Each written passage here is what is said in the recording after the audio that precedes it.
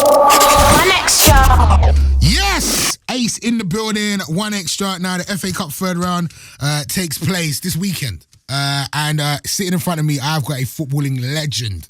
A legend in front of me. Alan Shearer, what's going on, sir? How are we? I'm very, very good. And sitting beside you is the illustrious FA Cup. It is, yes. Yeah. I was never lucky enough to get my hands on that. I got to Wembley Cup final twice. FA Cup, and I lost both times, unfortunately. So, During your time as a player, like how important was the FA Cup for you? Oh, huge. It was a massive competition and still is. I think it lost its way a few years ago, but now it's back on the BBC. 35 million people watched the FA Cup on the BBC last year, and over 10 million watched the Cup final. So that tells you what the fans think of it. And it is a great, great competition. I see you looking at it like you're looking at it like I would have looked at Pamela Anderson in the 90s. I'm just imagining it's Pamela Anderson.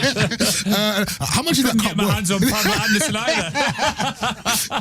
Do you know how much that cup is worth? Do you know? Could you put a price on that? I haven't got a clue. I really don't know. This looks like a lovely It's an piece. expensive one, isn't it? Like you're just looking at you want to eat it, Alan. Just chill out. It's right. It's there. It's fine. I mean, your time as I remember, like in school, in my late teens, your name was one of the names that kids would always scream out when they scored a goal. Do you know what I mean? How was that when you were coming, when you were like in, Shearer. yeah, when you were in the prime of your career and you were that guy? I mean, it's amazing. Yeah.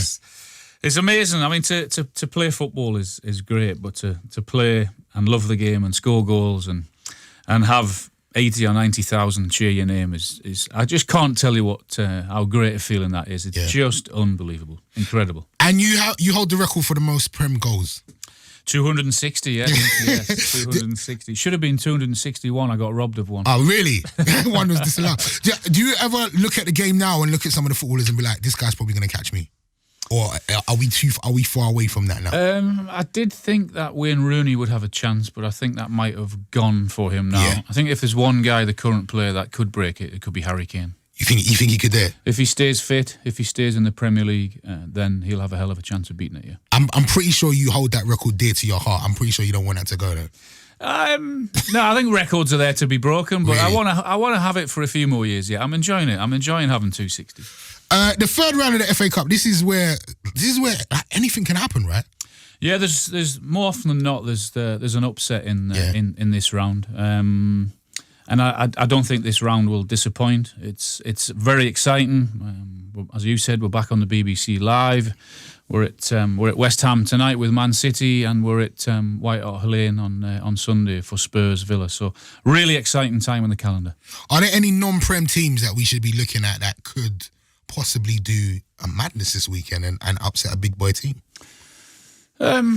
It's difficult to pinpoint one. I think the big boys need to win because of the money that's been spent. Right. And the top six are where they are in the Premier League, and there's only one team can win the Premier League. So it's important, this competition, for not only the smaller guys to try and increase finances, but also for the big guys, because one of them has to win this trophy here. But do you feel, because I mean the Prem's really exciting at the moment, like anything can happen, we don't even know what's going to happen with that. Do you feel like some of those big teams maybe are concentrating on the Prem way too much and they might let the FA Cup slip? No, I don't. I think it's they've had a really hectic period over Christmas and New Year with a number of games, so I'm sure that one or two players will be rested. But I would hope the vast majority play strong teams because, as I said, they need to win something with the money that's been spent. But, of course, Newcastle are going to win it this season. I'm dreaming. There was a lot of money being spent in football now, man. Yeah. And it's increased a lot since, like, even 10 years ago. I was born too early, I was. the wages that have been paid now, I was born too early. I mean, what are the differences in how it was then and how it is now? Probably about 400 grand a week. Oh, wow.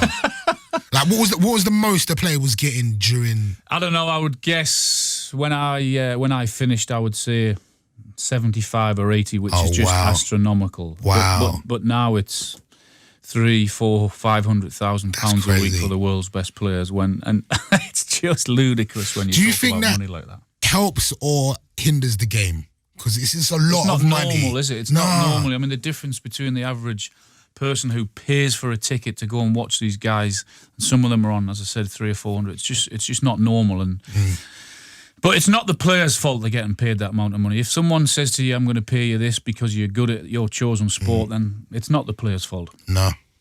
Let's talk about the the People's Cup. Yes. What is that, if you can let us know? People's Cup is a free five-a-side tournament that anyone can enter, and to sign up to that window is now open. You can sign up at bbc.co.uk/getinspired. It's just to encourage anyone and everyone to play football. It's not about the elite teams, but just getting as many people as possible kicking a ball around. And this year, the 16 categories from under 14s, girls and boys, to veterans and to walking football. It's just getting people involved. If I wanted to start my team, could I sign you up? You better hurry up because I've had a few invites. Are you sure? Have you seen my knees? And in your opinion, who would you say are the greatest free footballers of all time, Alan? Messi, without a doubt. Zidane was the best player I played against. And I've got to say Gaza, because Gaza's close to my heart. Paul Gascoigne, he was awesome, and he's in his heyday, when he was at his best, he could do anything with the football. Definitely. Thank you very much, Thank Alan you. Shearer. Don't steal the FA Cup, please. And the FA Cup third round takes place this weekend, yeah? It's the only way I'm going to get my hands on the FA Cup. Thank you very much, sir.